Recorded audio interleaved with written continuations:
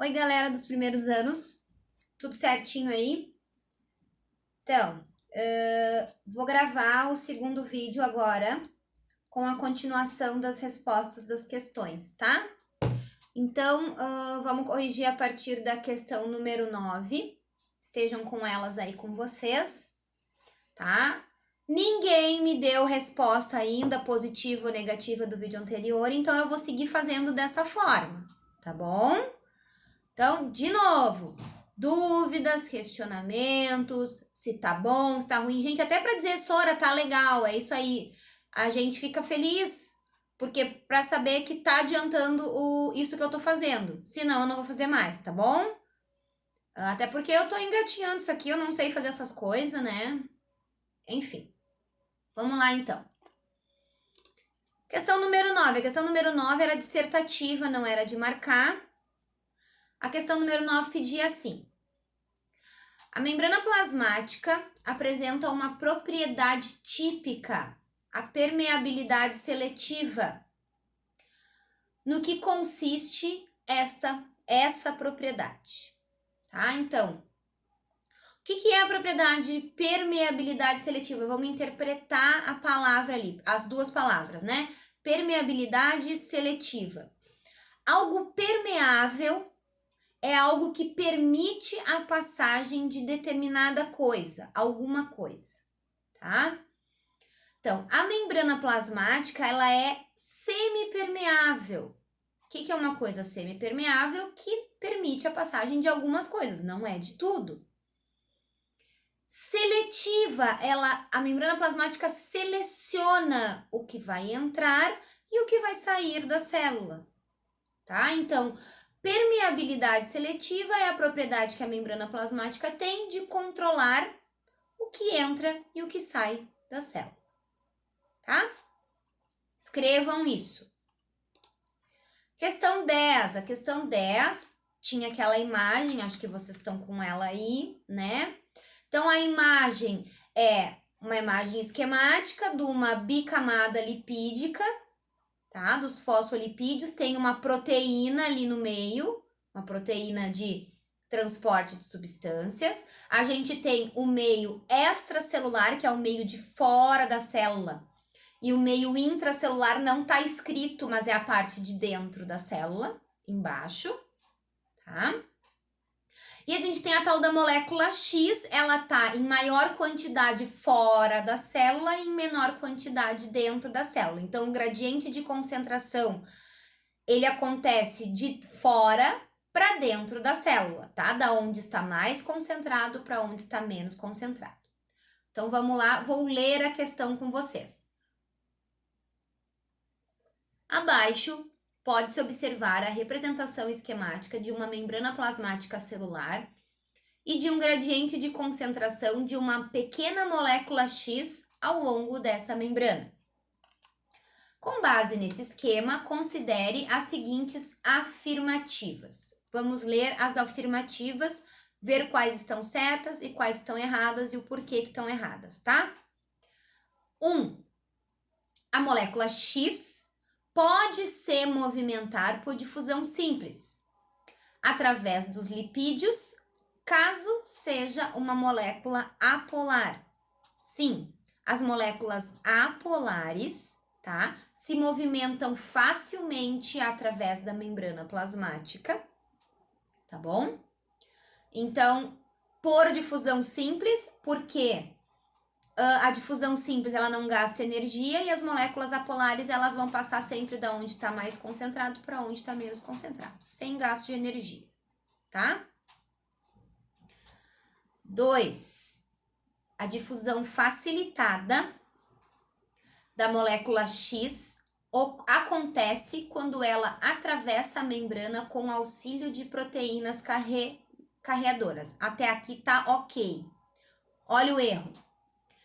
Que levam contra seu gradiente de concentração. Gente, difusão facilitada, ela é outro tipo de transporte passivo, tá? Então, ela vai ocorrer sem gasto de energia e a favor do gradiente de concentração, não contra o gradiente de concentração, tá bom? Tá aí o erro. 3. Se a molécula X for um íon, ela poderá atravessar a membrana com auxílio de uma proteína carreadora, certo? Os íons e algumas outras moléculas, tá? Se utilizam dessas proteínas que tem na membrana plasmática, tá? Para passar de um lado para o outro da célula, de dentro para fora ou de fora para dentro, tá bom? 4. O transporte ativo, gasta energia, da molécula X ocorre do meio extracelular para o citoplasma. Ao contrário, se acontecer o transporte ativo desta molécula X, desse exercício aqui, ele vai acontecer do meio intracelular para o meio extracelular. Então, do citoplasma para o meio extracelular, tá bom? Então, as nossas questões, as nossas frases corretas, apenas a 1 e a 3, que é a nossa alternativa letra A, tá? Vamos lá. Questão 11. A questão 11, que fique clara, ela é sobre osmose, tá? Nas turmas que eu consegui entrar, lembrem, osmose sempre está relacionado com o transporte de água, somente água, mais nenhuma outra substância. Falou osmose, tem que lembrar de água, tá? Tem todo um blá blá blá ali no início da questão, tá? Muitas questões são assim para acabar confundindo a cabeça da gente. Vamos lá. O uso de vinagre e sal de cozinha em uma salada de alface, além de conferir mais sabor, serve também para eliminar micro-organismos causadores de doenças, como as amebas, por exemplo. O inconveniente do uso desse tempero é que, depois de algum tempo, as folhas murcham e perdem parte de sua textura, tá? Esses fenômenos ocorrem por quê? Tá? A nossa resposta certa já está ali na letra A. Eu vou ler com vocês a letra A. As amebas morrem ao perderem água rapidamente por osmose, certo? O gradiente de concentração do sal, tá? O que influencia aí é o sal. Dentro da célula é diferente de fora. Então, a solução fora tem uma grande quantidade de soluto. Então, a tendência da água de dentro da célula da ameba é sair, tá? Já as células da alface possuem um envoltório que mantém sua forma, ok? Mesmo quando perdem água por osmose. Por isso, murcham mais lentamente. Na questão número 8, a gente tem a imagem de uma célula vegetal. A célula vegetal, ela tem a parede celular em volta da célula, tá? Por isso que elas murcham mais lentamente, mas vão murchar também, tá? Por osmose, por perda de água. Então, a nossa resposta certa é a letra A. Vou ler todas as outras e vou dizer por que todas as outras não são. Letra B. Tanto as amebas quanto as células de alface não possuem barreiras para a perda de água por difusão simples. Já tá errado aí. A água, ela entra e sai das células por osmose, não por difusão simples, tá? Aí tem a continuação ali. Ocorre que, no caso da alface, trata-se de um tecido. A alface é um ser vivo, a gente sabe, não tem relação por ser tecido ou não. E não é um único organismo. Portanto, a desidratação é notada mais tardiamente. O erro dessa alternativa aí é ali a difusão simples. A água passa por osmose. Letra C. Por que não é a letra C? As amebas morrem ao perderem água por osmose, um processo mais rápido, ok? Em contrapartida, as células da alface perdem água por difusão facilitada, um processo mais lento, por isso percebido mais tardiamente. não faz sentido. No início dizem que as amebas perdem água por osmose e depois osmose é o processo de transporte de água. Não importa o organismo, tá? Ameba, nos vegetais, tanto faz, tá bom? Então, letra C, errada. Letra D.